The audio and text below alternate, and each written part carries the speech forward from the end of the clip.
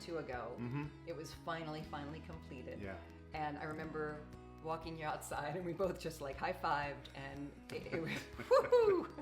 This was some project, but I'm so glad we did it.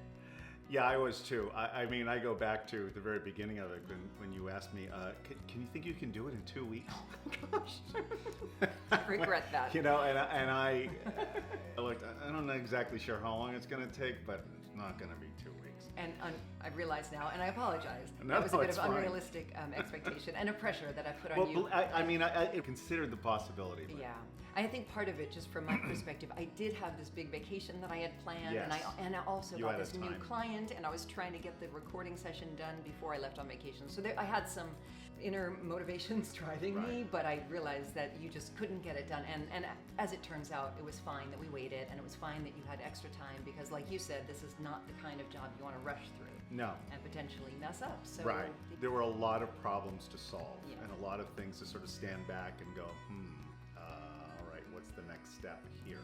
So I'm glad that we were all flexible with that. Yeah, indeed. So talking about some of these problems that you ran into along the way, do you want to outline some of them, and like, what was the solution? The first thing that pops into my head when I look at something like this is I'm not familiar with its construction at all. I don't know what's underneath any of this. I have an idea, but when you're talking about a retrofit, or say it's even a restoration, you're always wondering what's going to be underneath this. Is there going to be something? There's always kind of a gotcha. The other concern is how much material you're going to end up needing. It's how do you estimate with something like this? Yeah.